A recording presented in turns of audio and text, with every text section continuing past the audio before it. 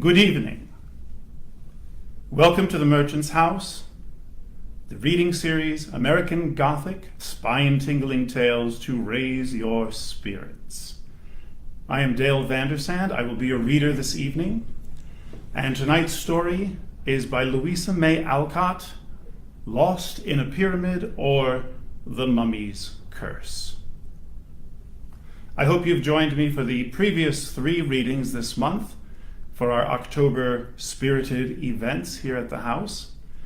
Please visit merchantshouse.org to learn about the other events that we have for the remainder of the October season. Let me tell you a little bit about the house, if you don't know about the Merchant's House already.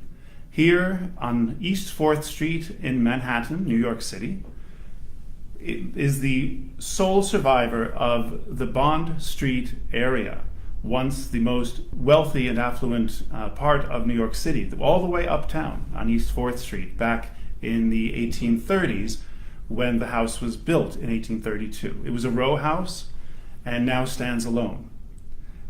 The Treadwell family moved here from Day Street downtown, pretty much as a retirement home for the patriarch of the family, Seabury Treadwell.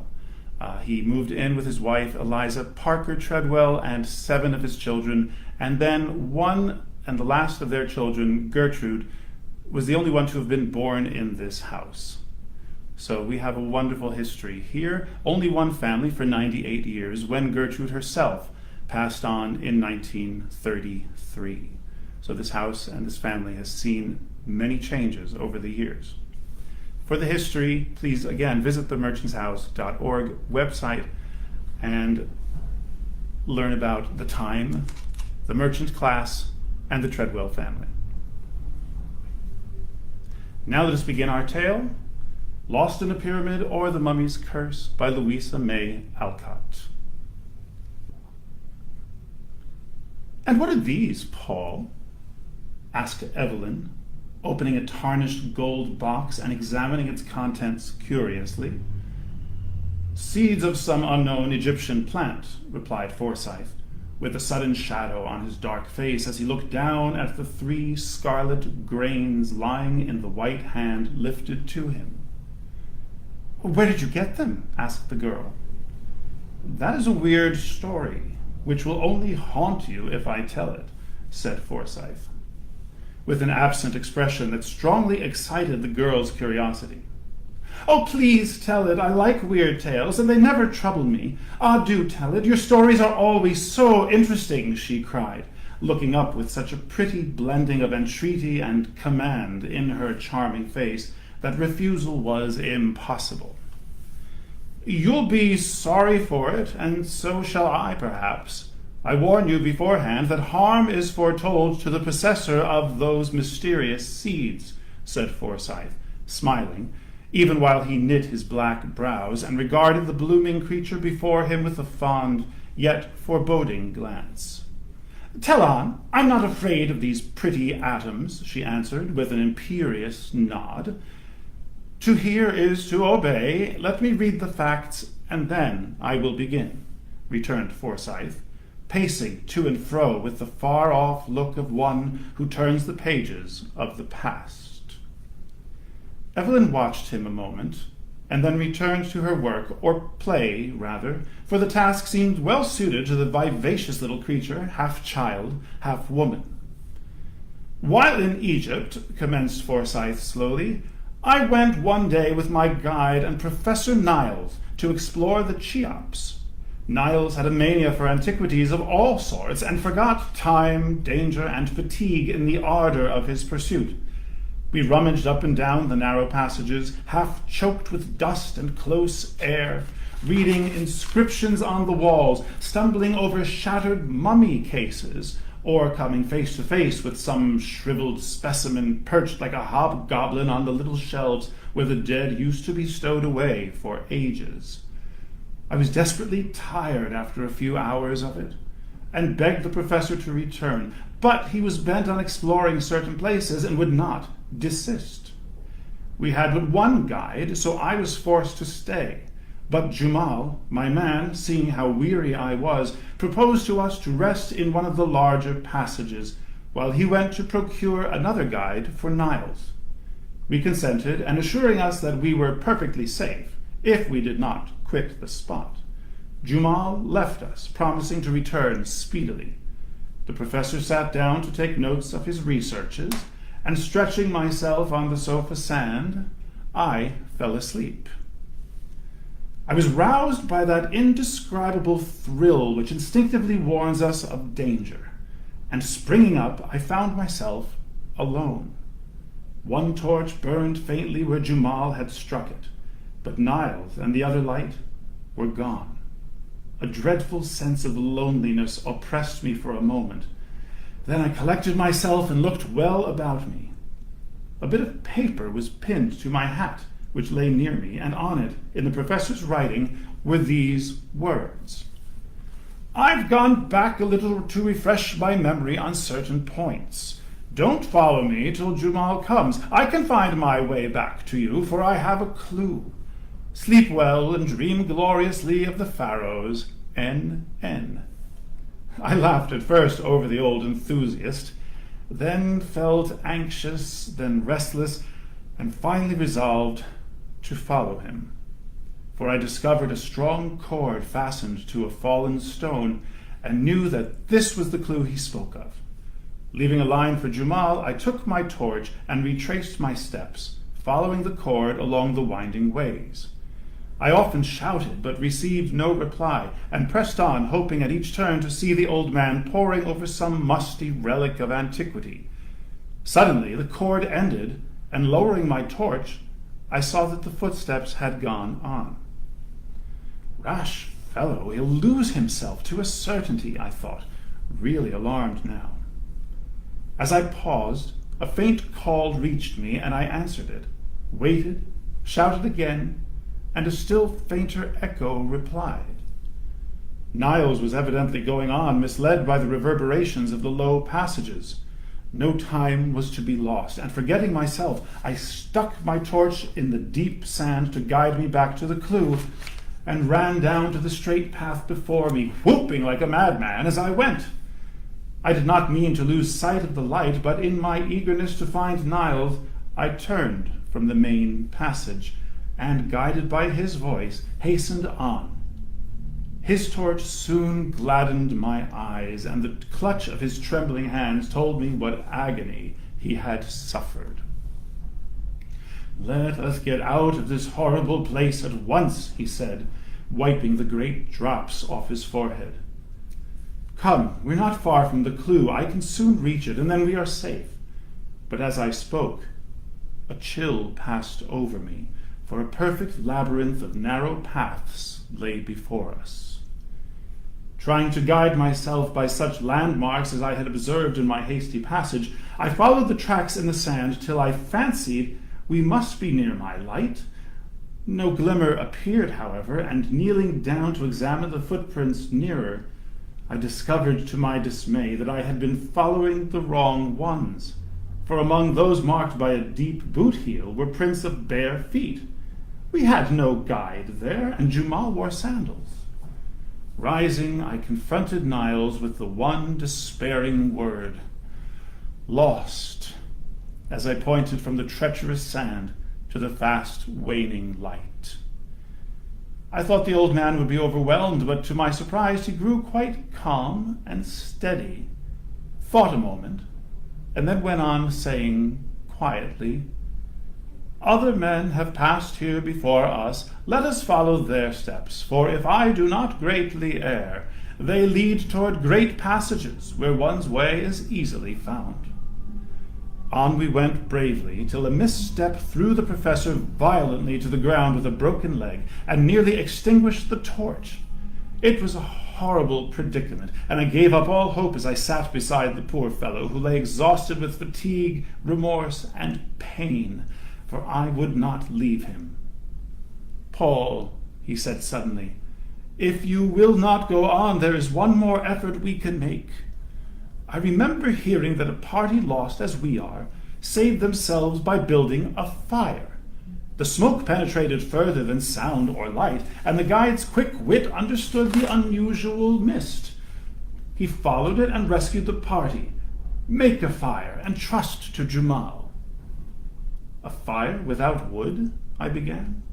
But he pointed to a shelf behind me, which had escaped me in the gloom, and on it I saw a slender mummy case.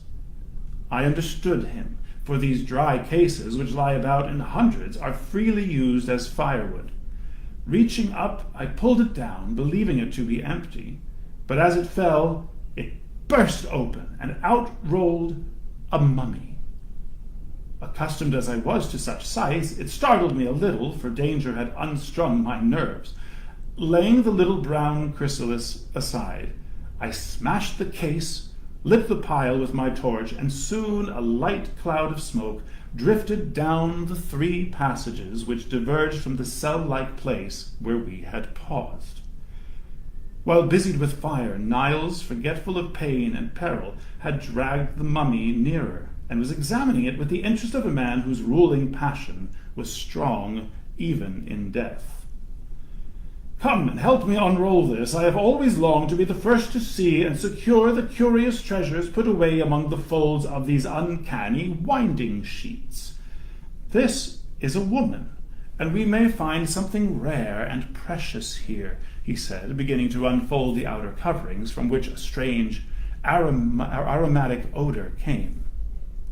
Reluctantly, I obeyed, for to me there was something sacred in the bones of this unknown woman. But to beguile the time and amuse the poor fellow, I lent a hand, wondering as I worked if this dark, ugly thing had ever been a lovely, soft-eyed Egyptian girl.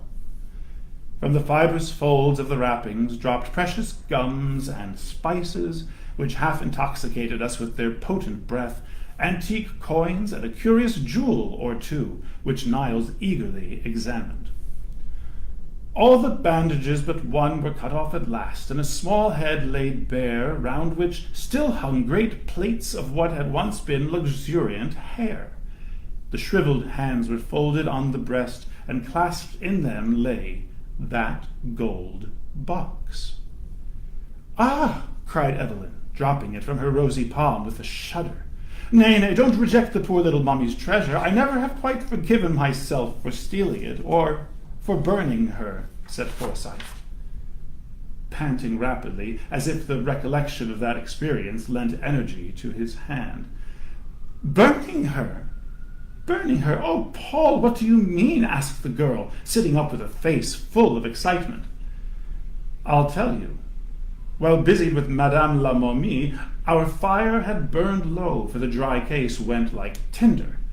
A faint, far-off sound made our hearts leap, and Niles cried out, "Pile on the wood! Jumal is tracking us! Don't let the smoke fail now, or we are lost!" "There's no more wood. The case was very small, and all is gone," I answered, tearing off such of my garments as would burn readily, and piling them upon the embers. Niles did the same, but the light fabrics were quickly consumed, and made no smoke.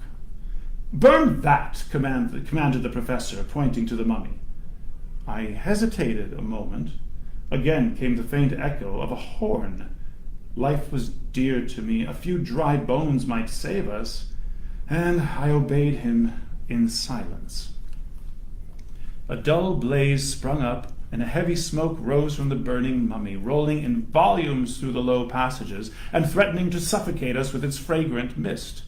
My brain grew dizzy. The light danced before my eyes. Strange phantoms seemed to people the air, and in the act of asking Niles why he gasped and looked so pale, I lost consciousness.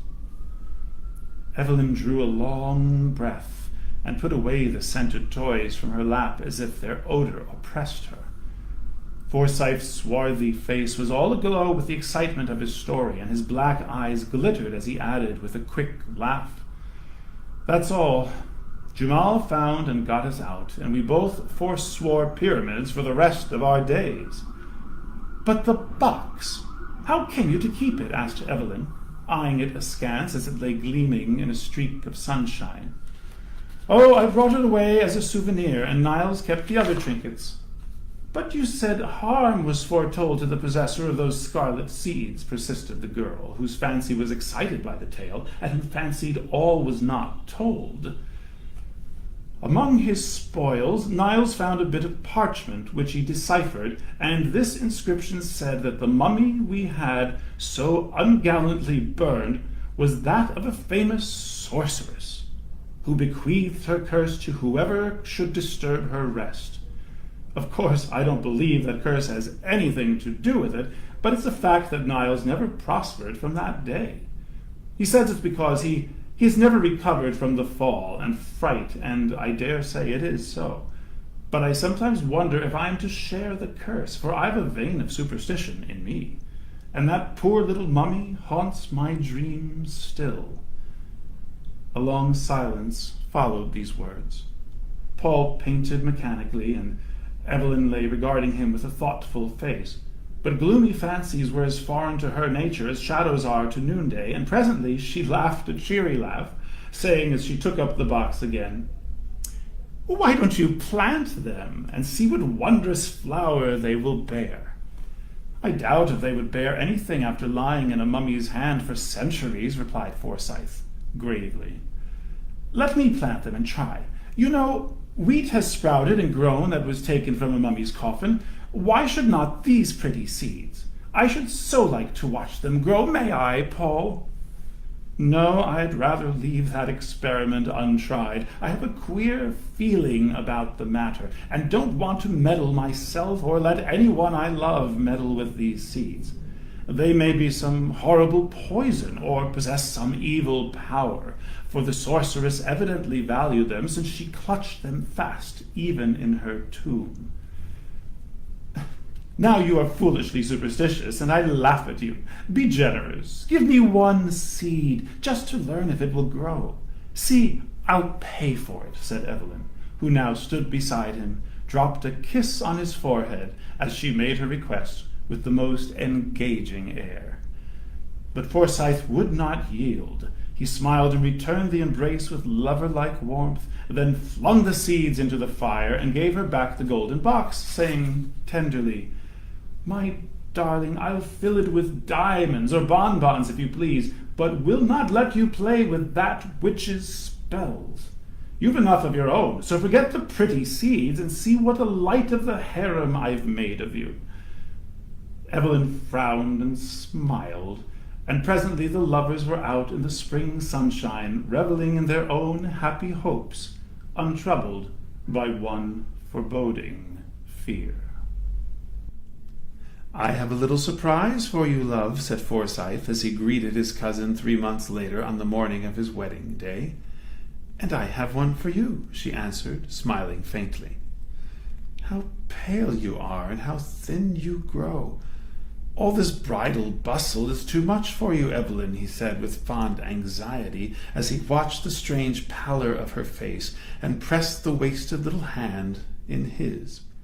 "I am so tired," she said, and leaned her head wearily on her lover's breast. "Neither sleep, food, nor air gives me strength, and a curious mist seems to cloud my mind at times. Mamma says it is the heat, but I shiver even in the sun, while at night I burn with fever. Paul, dear, I'm glad you are going to take me away to lead a quiet, happy life with you. But I'm afraid it will be a very short one." "My fanciful little wife, you are tired and nervous with all this worry, but a few weeks of rest in the country will give us back our blooming Eve again. Have you no curiosity to learn my surprise?" he asked, to change her thoughts. The vacant look stealing over the girl's face gave place to one of interest, but as she listened, it seemed to require an effort to fix her mind on her lover's words. "You remember the day we rummaged in the old cabinet?" "Yes," and a smile touched her lips for a moment. "And how you wanted to plant those queer red seeds I stole from the mummy?" "I remember," and her eyes kindled with sudden fire. "Well, I tossed them into the fire as I thought and gave you the box, but when I went back to cover up my picture and found one of those seeds on the rug, A sudden fancy to gratify your whim led me to send it to Niles and ask him to plant and report on the progress. Today I hear from him for the first time, and he reports that the seed has grown marvelously, has budded, and that he intends to take the first flower, if it blooms in time, to a meeting of famous scientific men, after which he will send me its true name and the plant itself. From his description it must be very curious, and I am impatient to see it. You need not wait. I can show you the flower in its bloom. And Evelyn beckoned with the méchant smile so long a stranger to her lips. Much amazed, Forsyth followed her to her own little boudoir, and there, standing in the sunshine, was the unknown plant. Almost rank in their luxuriance were the vivid green leaves on the slender purple stems, and rising from the midst, one ghostly white flower, shaped like the head of a hooded snake, with scarlet stamens like forked tongues, and on the petals glittered spots like dew. A strange, uncanny flower.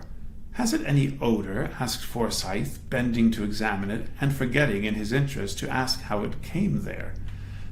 None, and that disappoints me. I am so fond of perfumes, answered the girl, caressing the green leaves which trembled at her touch, while the purple stems deepened their tint. Now tell me about it, said Forsyth, after standing silent for several minutes.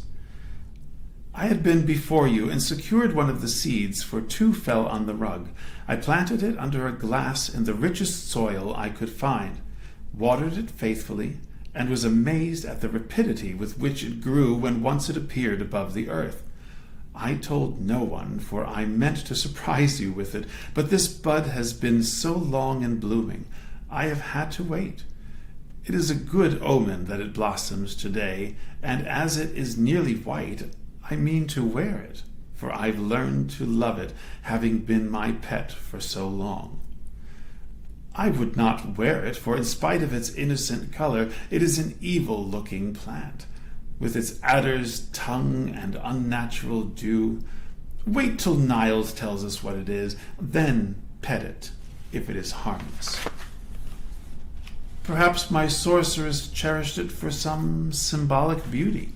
Those old Egyptians were full of fancies. It was very sly of you to turn the tables on me in this way, but I forgive you, since in a few hours I shall chain this mysterious hand forever. How cold it is! Come out into the garden and get some warmth and color for tonight, my love. But when night came, no one could reproach the girl with her pallor, for she glowed like a pomegranate flower. Her eyes were full of fire, her lips scarlet, and all her old vivacity seemed to have returned. A more brilliant bride never blushed under a misty veil, and when her lover saw her, he was absolutely startled by the almost unearthly beauty which transformed the pale, languid creature of the morning into this radiant woman. They were married, and if love, many blessings, and all good gifts lavishly showered upon them could make them happy, then this young pair were truly blessed. But even in the rapture of the moment that made her his, Forsyth observed how icy cold was the little hand he held, how feverish the deep color on the soft cheek he kissed, and what a strange fire burned in the tender eyes that looked so wistfully at him. Blithe and beautiful as a spirit, the smiling bride played her part in all the festivities of that long evening, and when at last life and color began to fade, the loving eyes that watched her thought it but the natural weariness of the hour. As the last guest departed, Forsyth was met by a servant who gave him a letter marked "Haste." Tearing it open, he read these lines from a friend of the professor's. "Dear Sir, poor Niles died suddenly 2 days ago while at the Scientific Club, and his last words were, 'Tell Paul Forsyth to beware of the mummy's curse, for this fatal flower has killed me. The circumstances of his death were so peculiar that I add them as a sequel to this message. For several months, as he told us, he had been watching an unknown plant, and that evening he brought us the flower to examine. Other matters of interest absorbed us till a late hour, and the plant was forgotten. The professor wore it in his buttonhole, a strange white, serpent-headed blossom with pale glittering spots, which slowly changed to a glittering scarlet, till the leaves looked as if sprinkled with blood. It was observed that instead of the pallor and feebleness which had recently come over him, that the professor was unusually animated, and seemed in an almost unnatural state of high spirits. Near the close of the meeting, in the midst of a lively discussion, he suddenly dropped, as if smitten with apoplexy. He was conveyed home insensible, and after one lucid interval in which he gave me the message I have recorded above, he died in great agony, raving of mummies, pyramids, serpents, and some fatal curse which had fallen upon him. After his death, livid scarlet spots like those on the flower appeared upon his skin, and he shriveled like a withered leaf. At my desire, the mysterious plant was examined and pronounced by the best authority one of the most deadly poisons known to the Egyptian sorceresses. The plant slowly absorbs the vitality of whoever cultivates it, and the blossom, worn for 2 or 3 hours, produces either madness or death. Down dropped the paper from Forsyth's hand. He read no further, but hurried back into the room where he had left his young wife. As if worn out with fatigue, she had thrown herself upon a couch, and lay there motionless, her face half hidden by the light folds of the veil which had blown over it. "Evelyn, my dearest, wake up and answer me. Did you wear that strange flower today?" whispered Forsyth, putting the misty screen away. There was no need for her to answer, for there, gleaming spectrally on her bosom, was the evil blossom, its white petals spotted now with flecks of scarlet, vivid as drops of newly spilt blood. But the unhappy bridegroom scarcely saw it, for the face above it appalled him by its utter vacancy. Drawn and pallid, as if with some wasting malady, the young face, so lovely an hour ago, lay before him, aged and blighted by the baleful influence of the plant which had drunk up her life. No recognition in the eyes, no word upon the lips, no motion of the hand, only the faint breath, the fluttering pulse, and wide-opened eyes betrayed that she was alive. Alas for the young wife! The superstitious fear at which she had smiled had proved true. The curse that had bided its time for ages was fulfilled at last, and her own hand wrecked her happiness forever. Death in life was her doom, and for years Forsyth secluded himself to tend with pathetic devotion the pale ghost, who never, by word or look, could thank him for the love that outlived even such a fate as this. Thank you for joining me for Lost in a Pyramid or The Mummy's Curse by Louisa May Alcott. Please visit the website merchantshouse.org and find the other spirited October events that are being offered for the rest of the month. So please, come visit us. Someone is almost always at home. Happy hauntings.